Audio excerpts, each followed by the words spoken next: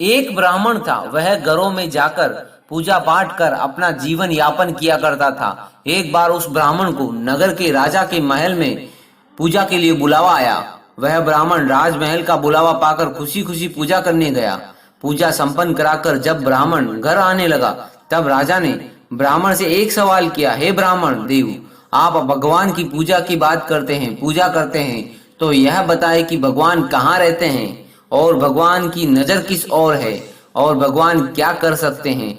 राजा का सवाल सुन ब्राह्मण कुछ समय विचार करने के बाद राजा से कहा, हे राजन, इस सवाल के जवाब के लिए मुझे कुछ समय दीजिए। राजा ने ब्राह्मण को 1 माह का समय दिया।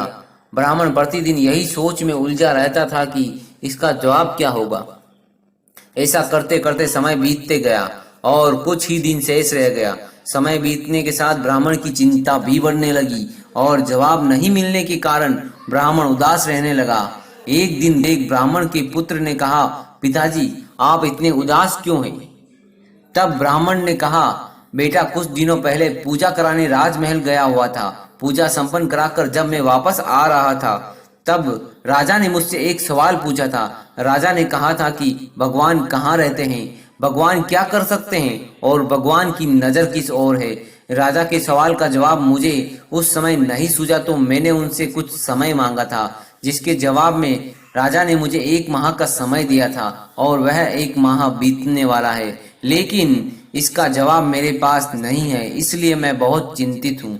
ब्राह्मण की बात सुनकर उनका पुत्र बोला, पिताजी, इसका जवाब मैं राजा को दूंगा, आप मुझे साथ ले चलिए। 1 माह पूरा हुआ तब ब्राह्मण अपने पुत्र को लेकर राजमहल गया और राजा से कहा, हे राजन, आपके सवाल का जवाब मेरा पुत्र देगा। तब राजा ने ब्राह्मण के पुत्र से वही सवाल पूछा, बताओ, भगवान कहाँ रहते हैं, भगवान की नजर किस ओर है और भगवान क्या क्या कर सकते हैं। उस ब्राह्मण पुत्र ने राजा से कहा, हे राजन, क्या आपके राज्य में पहले अतिथि का आदर सम्मान नहीं किया जाता? यह सुन राजा को थोड़ी लज्जा महसूस हुई। पहले उस बालक को आदर सत्कार के साथ स्थान दिया गया, फिर पीने हेतु दास के हाथ से दूध लाया गया। वह बालक दूध के गिलास पकड़कर दूध में अंगुली डालकर घुमाकर बार बार दूध को बाहर निकालने कर देखने लगा। यह देख राजा ने पूछा, यह क्या कर रहे हो? तब बालक ने कहा, सुना है दूध में मक्खन होता है, वही देख रहा हूँ। दूध में मक्खन कहाँ है? आपके राज्य के दूध में तो मक्खन ही गायब है। राजा ने कहा, दूध में मक्खन होता है, परंतु वह ऐसे दिखाई नहीं देता। जब दूध को जमाकर दही बनाया जाता है और दही को मथा जाता है, तब जाकर मक्खन प्राप्त होता है। ब्राह्मण के पुत्र ने कहा, महाराज, यह आपके पहले सवाल का जवाब है। जिस तरह दूध से दही और दही को मतने से मक्खन प्राप्त होता है, उसी प्रकार परमात्मा प्रत्येक जीव के अंदर विद्यमान होते हैं, परंतु उन्हें पाने के लिए सच्ची भक्ति की आवश्यकता होती है। मन से ध्यान पूर्वक भक्ति करने पर आत्मा में छुपे हुए परमात्मा का आभास होता है।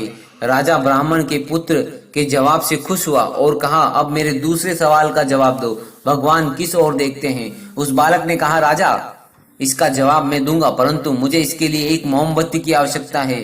राजा ने तुरंत मोमबत्ती मंगवाई और उस बालक को दे दी।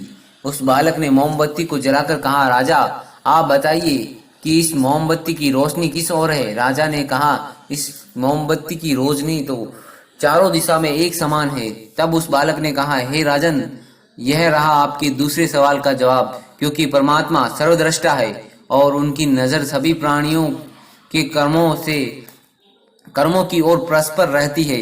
राजा उस बालक के जवाब से अत्यधिक प्रसन्न हो गए। अब तो उनको अंतिम प्रश्न के उत्तर के लिए भी और उत्सुक हो गए थे। राजा ने कहा, अब मेरे अंतिम सवाल का जवाब दो, भगवान क्या कर सकते हैं? बालक ने कहा, हे राजन, मैं आपके इस सवाल का उत्तर अवश्य दूंगा, परंतु इसके लिए मुझे आपकी जगह और आपको मेरी जगह पर आना होगा। राजा को उत्तर जानने की काफी उत्सुकता थी, अतः उसने सहमति दे दी। वह बालक राजा के सिंहासन पर बैठा और राजन, आपकी अंतिम सवाल का जवाब यह है कि आपने कहा था कि भगवान क्या कर सकते हैं, तो भगवान ने यह कर सकते हैं कि मुझ जैसे रंग को राज सिंहासन पर बैठा सकते हैं और आप जैसे राजा को मुझ जैसे सवाली के स्थान पर, अर्थात राजा को रंग और रंग को राजा बना सकते हैं। यह आपके अंतिम सवाल का जवाब है। राजा उस ब्राह्मण पुत्र के जवाब से अत्यधिक प्रसन्न हुए और उन्हें अपना सलाहकार बना लिया। भगवान हर एक जीव के हृदय में निवास करते हैं। परमात्मा के साथ प्रेम करेंगे तो वह आपको सही मार्ग दिखाएंगे।